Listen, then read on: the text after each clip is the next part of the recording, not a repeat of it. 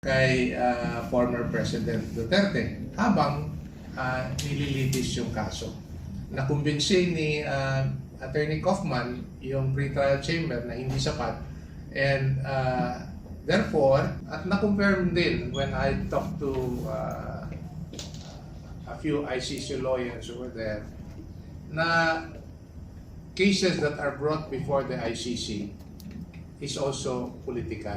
Naribat ni Attorney Kaufman yung mga ebidensya that were brought out by the prosecution. I will try to explain it in layman's term as much as I can in this context. Unang-una, meron tayong confirmation of charges hearing the other week. And it took 4 days, no? Monday to Friday with a break on Wednesday. So, 4 na araw na paglilitis. If you would recall, it was heard before what you call a pre-trial chamber. So, hindi pa po yan yung paglilitis mismo. Kasi, pag mangyari na may paglilitis, yung kaso po dadalhin sa tinatawag na trial chamber. At ang pagkaalam ko po, ibang set of judges naman ang mag-i-hear ng kaso. If the information I got it correctly. Pangalawa, yung confirmation of charges hearing was just the process of the prosecution to argue before the pre-trial chamber kung meron bang tinatawag na sapat na basihan.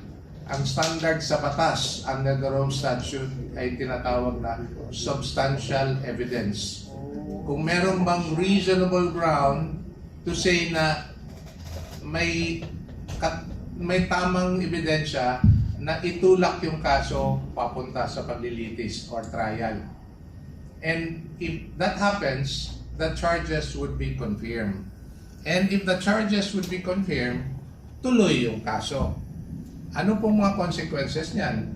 In layman's term po, tatagal yung kaso. So tatagal yung pagditini kay former President Duterte habang nililitis yung kaso. The other option also, because there are 3 possible outcome of this confirmation of charges hearing.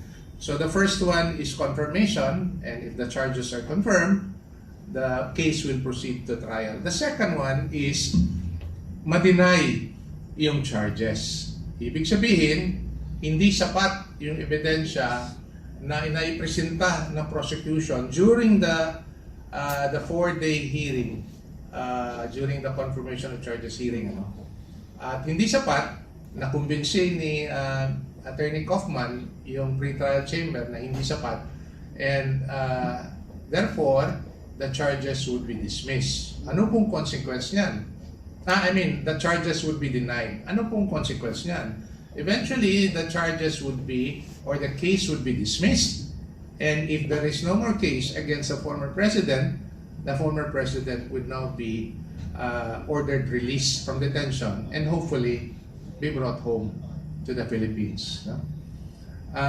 Yung pangatlong outcome po, pag makita ng pre-trial chamber na hindi sapat yung ebidensya, dalawa pong mangyayari dito. Ibabalik sa prosecution, at yung prosecution will be directed to either come up with additional evidence para maiangat doon sa standard na tinatawag na substantial evidence to support the confirmation of the charges, or to amend the charges based on the evidence already presented. So, yun po yung tatlong possible outcome ditong confirmation of charges hearing sa ginagawa ngayon sa ICC. Okay, thank you. So, sana naintindihan natin yung kahalagahan nitong confirmation of charges. Pero, this is a personal opinion lang po, nahihingiin ko kay Attorney Delgra.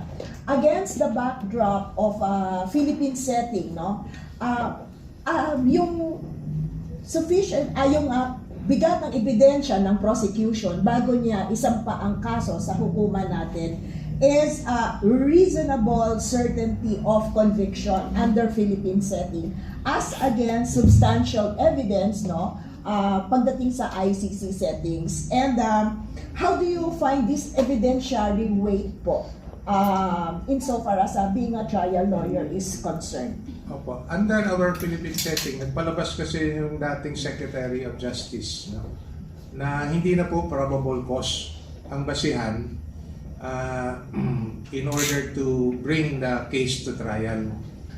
Merong yung tinatawag na mas mataas pa na standard, reasonable certainty of conviction. Na ikaw mismo makakasabi na hindi lang po sapat na dadalhin mo sa korte based on probable cause, kundi ikaw na mismo kumbinsido na may sapat na basihan na makonvict yung akusado once you bring the case to trial. So mas mataas yan. Pero yung sa ICC po, mas mababa yung tinatawag na substantial evidence. No? Yung in layman's term po, I hope I would do justice on the comparison. It's just like yung substantial evidence, yung pataasan o paramihan ng ebidensya in that sense, no? Which is similar to what you call preponderance of evidence. But nevertheless, what I'm saying is that the basis for under Philippine setting, the basis for bringing the case to trial is yung tinatawag na more reasonable certainty of conviction, na mas mataas, compared doon sa standard na substantial evidence na mababa. And that brings me po sa personal ko pa yung observation when the ICC prosecutors were presenting their pieces of evidence, marami po silang nabanggit na mga sinabi daw ito.